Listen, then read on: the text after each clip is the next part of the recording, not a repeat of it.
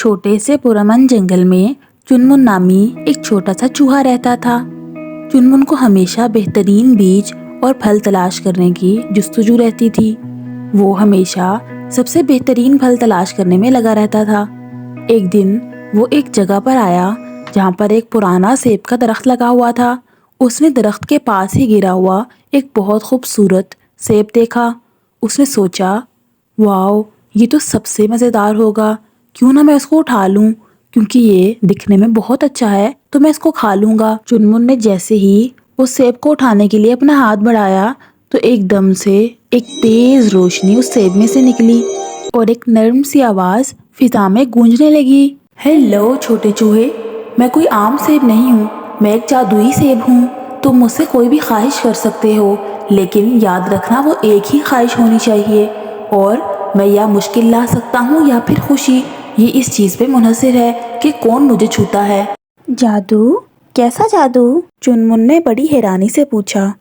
تو وہ سیب کہنے لگا، ہاں، جادوئی سیب۔ تم مجھ سے کوئی بھی ایک خواہش کر سکتے ہو، لیکن یاد رکھنا وہ خواہش کسی کی بھلائی کے لیے ہونی چاہیے۔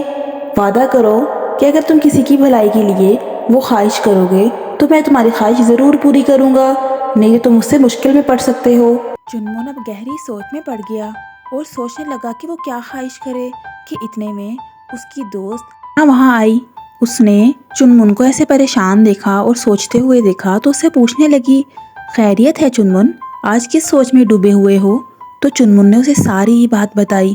اس پر مینا بھی بہت حیران ہوئی اور پھر وہ دونوں آپس میں سوچنے لگے کہ ہمیں کیا خواہش کرنی چاہیے جو کہ جنگل کے لیے بھی بہترین ہو اور ہم بھی مشکل میں نہ پڑیں۔ کافی سوچنے کے بعد کبھی وہ سوچتے کہ ہم خواہش کرتے ہیں کہ ہمارے پاس پھلوں کی بارش ہو جائے، اور پھر کبھی وہ سوچتے کہ نہیں، ہمارے پاس ایک کینڈیز کا درخت آ جانا چاہیے جس پر بہت ساری کینڈیز ہوں اور ہم روز کینڈیز کھایا کریں۔ لیکن پھر وہ سوچتے نہیں، اس سے جنگل والوں کو نقصان ہوگا۔ پھر وہ دونوں اسی سوچ میں گم تھے کہ پیچھے سے الو آیا۔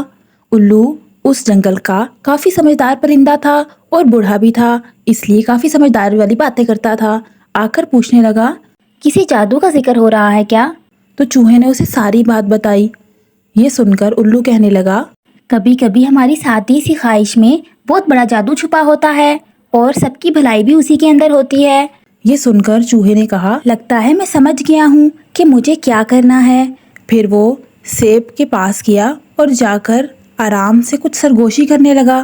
سرگوشی کرتے ہی سیب ایک دم سے چمکا، پورے جنگل میں روشنی ہو گئی اور پورے جنگل میں ہر طرف پھول ہی پھول اگ گئے۔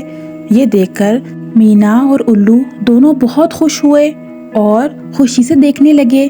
پھر انہوں نے چنمن سے پوچھا، تم نے کیا خواہش کی ہے؟ تو چنمن کہنے لگا، میں نے جنگل کی بہتری کے لیے خواہش کی ہے کہ اس جنگل کو ہمیشہ ہرا بھرا رکھنا اور اس میں دھوپ اور بارشیں بھی ہوتی رہیں تاکہ ہر پرندے کو وقت پر کھانا مل سکے، اس کو پریشانی نہ ہو۔ یہ دیکھ کر مینا بہت خوش ہوئی اور اس طرح انہوں نے اپنی چھوٹی اور سادی سی خواہش سے پورے جنگل کو آسانی فراہم کر دی۔